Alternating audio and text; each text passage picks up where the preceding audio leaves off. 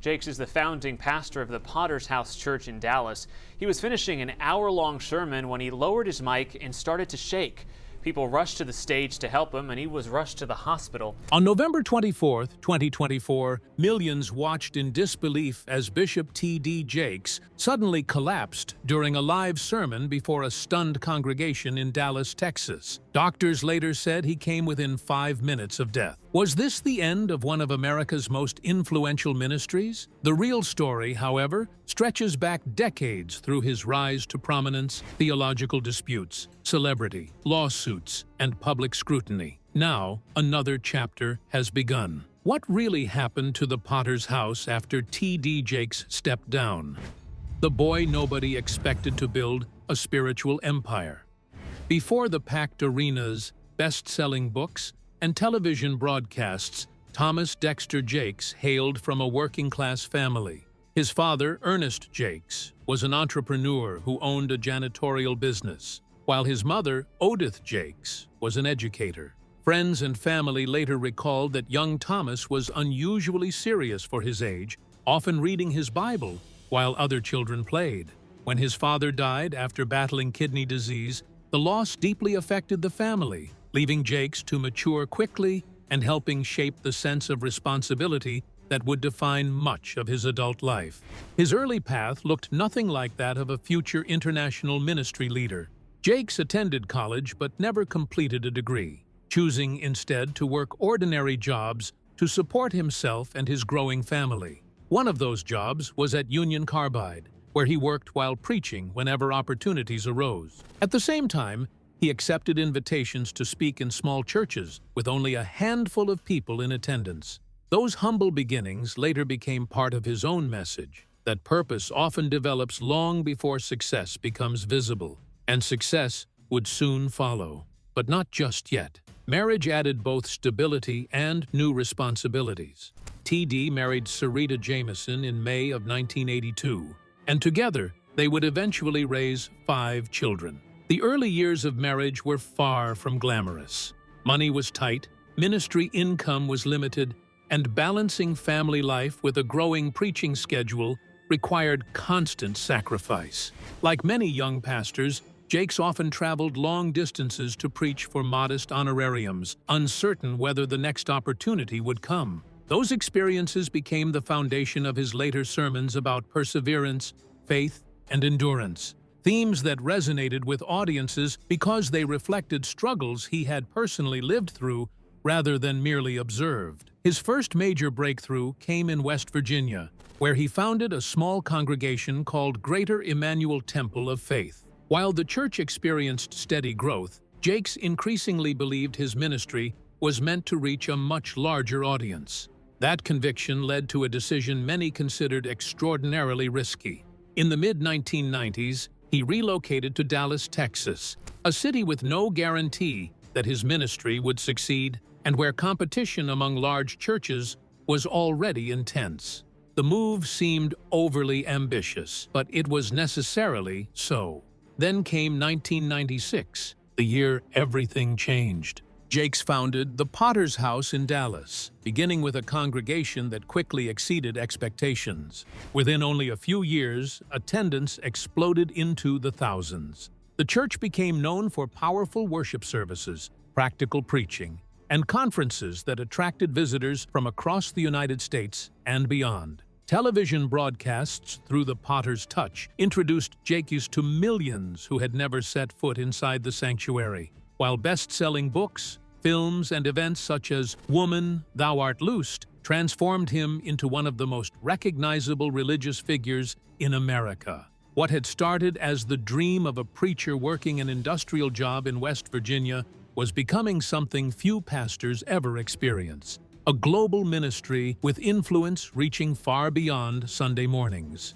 Success, however, rarely arrives alone.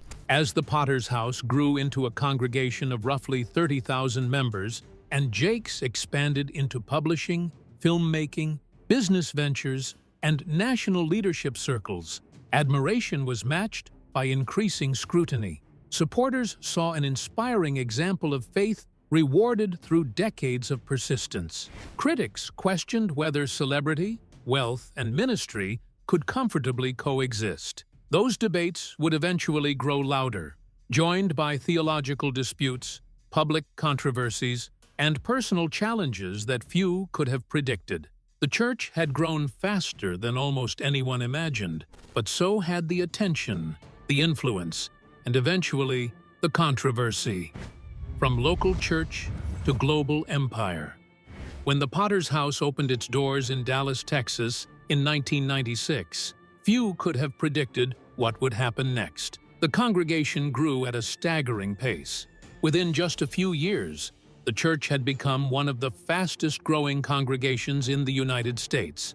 Eventually, attendance climbed to roughly 30,000 members, with campuses expanding beyond Dallas into Fort Worth and Denver. So, what exactly was drawing so many people to one pastor? Part of the answer was that Jakes had become much more than a Sunday preacher. Long before social media turned pastors into online personalities, he had already built a multimedia ministry. His television program, The Potter's Touch, reached millions through networks, including TBN, BET, and The Word Network, bringing his sermons into homes across the United States and internationally. His books regularly landed on bestseller lists, covering topics ranging from faith and leadership to relationships and personal healing. At the same time, he traveled constantly as a conference speaker, filling arenas where thousands gathered to hear messages that blended biblical teaching with practical encouragement. Unlike many pastors who stayed behind the pulpit, Jakes was building a platform that extended into publishing, broadcasting, education, and business. One project, however, changed everything. In 1993, before the Potter's House even existed, Jakes published Woman, Thou Art Loosed, a book encouraging women to confront trauma, abuse, and emotional wounds through faith. The message resonated with an audience that many churches had often overlooked. The book became a publishing success, but it was only the beginning.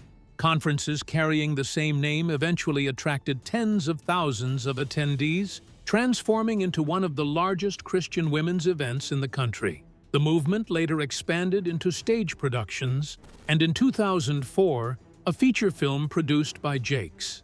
For countless supporters, Woman, Thou Art Loosed became a movement that redefined his ministry and helped establish him as one of America's best-known religious leaders. His growing influence naturally reached beyond church circles.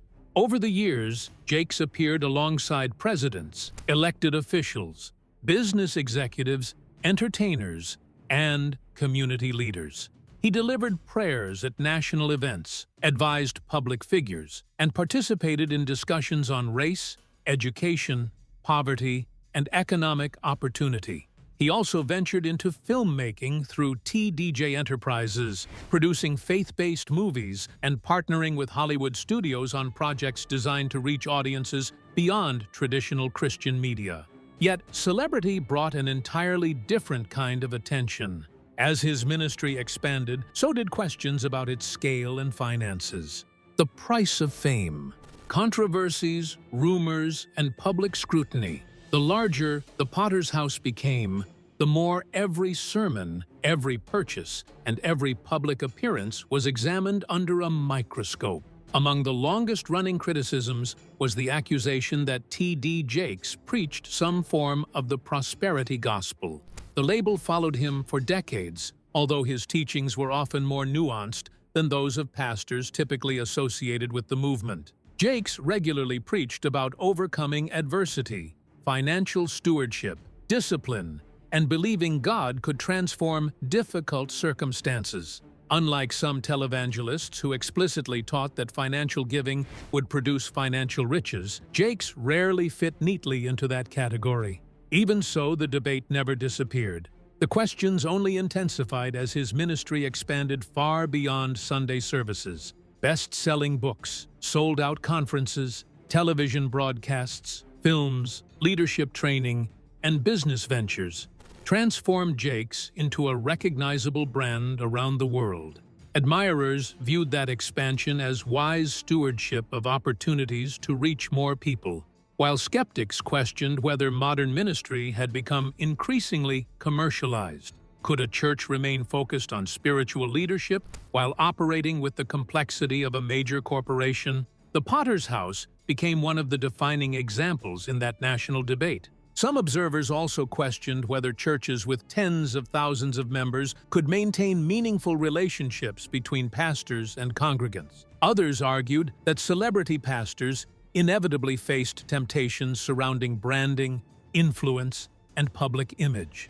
Another controversy had followed Jakes for years because of his theology. Early in his ministry, evangelical leaders questioned his beliefs about the Trinity because of his background within Oneness Pentecostalism, a movement that differs from traditional Trinitarian doctrine. Throughout the late 1990s and early 2000s, several theologians publicly challenged his language, prompting widespread debate within evangelical circles.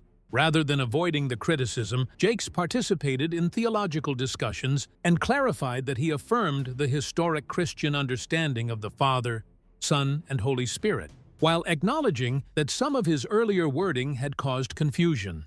Although many evangelical leaders accepted those explanations, others remained unconvinced. As the years passed, another concern emerged that had less to do with doctrine or finances and more to do with personality.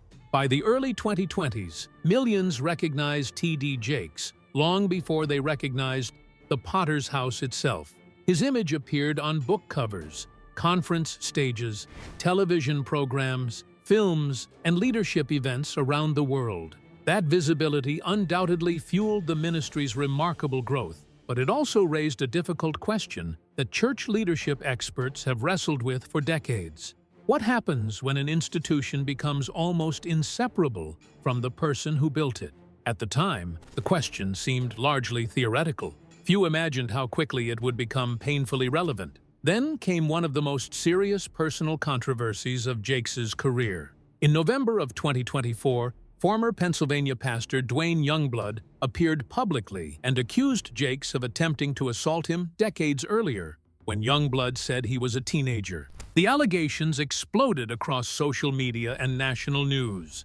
Soon afterward, Dwayne's brother, Richard Youngblood, made similar accusations. This became one of the biggest controversies the megachurch leader had ever faced. For a ministry built over nearly half a century, the timing could hardly have been worse. Jakes wasted little time responding. He categorically denied every allegation, calling them malicious lies, and insisting the claims were completely fabricated. Instead of waiting to defend himself in court, he went on the offensive, filing a federal defamation lawsuit in the Western District of Pennsylvania. The complaint alleged that the accusations were not only false, but part of an attempted extortion scheme.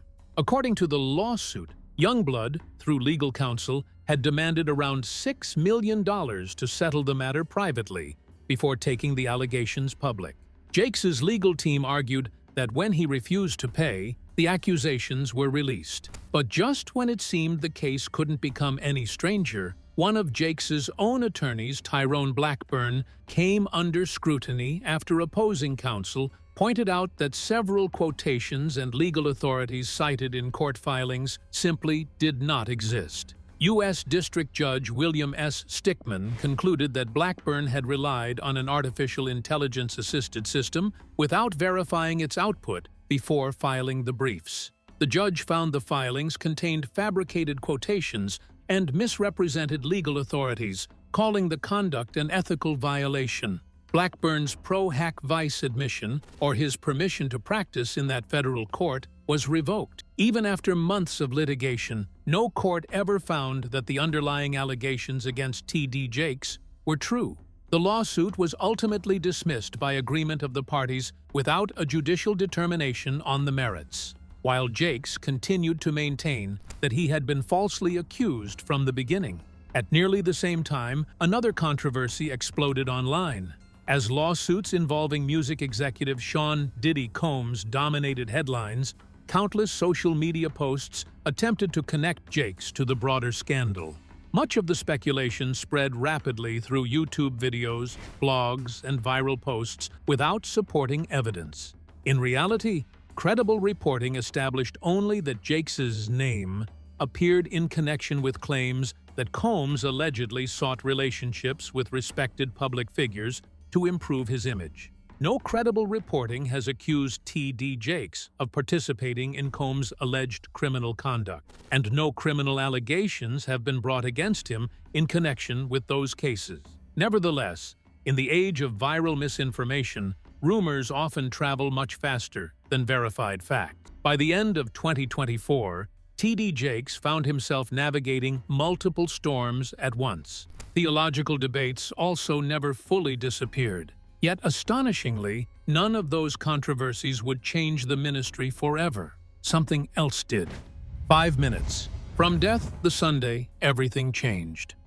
Everything seemed routine on the morning of November 24, 2024. Thousands of worshipers filled the Potter's House in Dallas, Texas, while countless more joined the service through the church's live stream. T.D. Jakes began preaching with the same commanding presence that had defined his ministry for years. His voice was strong, his message deliberate. Then, almost imperceptibly at first, something changed. As the sermon continued, viewers noticed Jakes slowing down. His speech became less fluid, and his movements appeared unusually labored. He reached for the podium as if trying to steady himself, pausing between sentences in a way that immediately caught the attention of those closest to him. Members of the congregation watched in confusion while staff quietly moved toward the platform.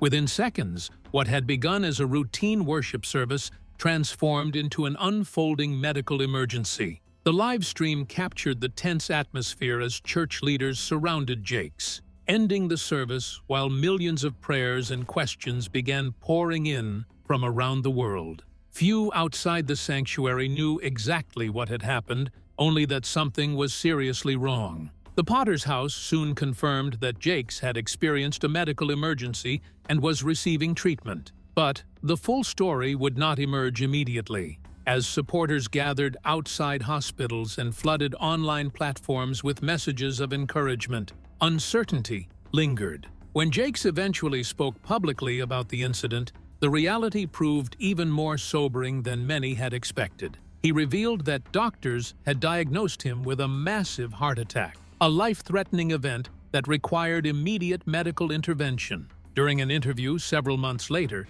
he shared the words physicians had spoken to him after reviewing the circumstances. According to Jakes, they told him he had come within approximately 5 minutes of death. The experience forced him to confront questions that many founders spend years trying to avoid. What happens to an institution built over decades if its leader suddenly disappears? What becomes of a church serving roughly 30,000 members if the person at its center is no longer there to lead? Throughout American church history, numerous ministries have struggled or even collapsed after the unexpected loss of a founding pastor. So, where to go from here? That's where the greatest surprise was hidden.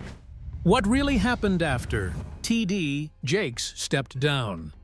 The announcement finally came on April 27, 2025, and for many people, it felt as shocking as the heart attack itself. Standing before the congregation he had led for nearly 3 decades, T.D. Jakes revealed that he would be stepping down as senior pastor of the Potter's House. Jakes was careful to explain that this was not a sudden decision forced by panic, nor was it a complete departure from the ministry he had built. In public statements, he described the transition as the result of years of planning that had simply been accelerated by his medical emergency. He reflected on reaching roughly his 50th year in public ministry and spoke candidly about watching other leaders hold on to authority for too long, sometimes harming the very organizations they had created. Rather than allowing that to happen, he said he wanted to ensure the Potter's House would have stable leadership long before another health crisis could force an emergency succession.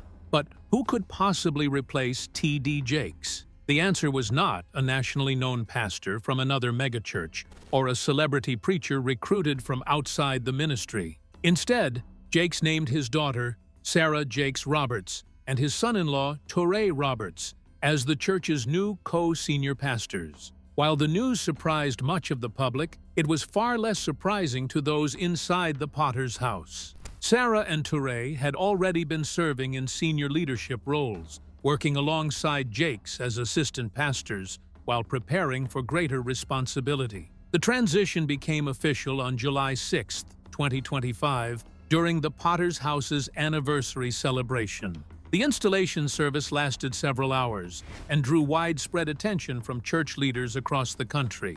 It was not presented as a symbolic ceremony, but as the formal transfer of day-to-day pastoral leadership over a congregation of roughly 30,000 members. During the emotional service, Sarah expressed gratitude to her father and spoke about the privilege and responsibility of carrying forward the ministry's mission. Jakes made it clear that stepping down as senior pastor was not the same as stepping away. He remained chairman of the board of the Potter's House, continued as its spiritual overseer and mentor, preached occasionally, and shifted much of his attention to the expanding T.D. Jakes Group, focusing on leadership, philanthropy, business, media, and community development. The transition itself drew sharply divided reactions. Supporters praised it as one of the most deliberate succession plans in modern megachurch history, noting that Sarah Jakes Roberts and Touré Roberts had spent years preparing for the role and had already established successful ministries through Women Evolve and One,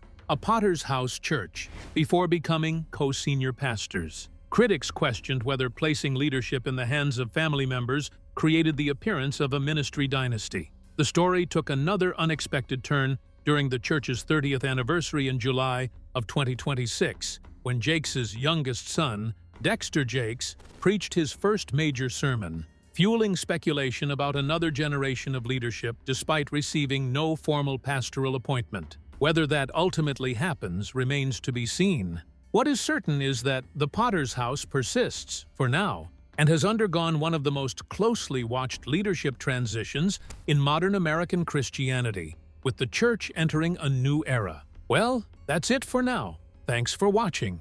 Did you like this video? If you did, please consider liking, dropping a comment, and hitting the subscribe button so that you don't miss out on our new uploads. Also, don't miss this video you see on your screen right now. It's truly unbelievable.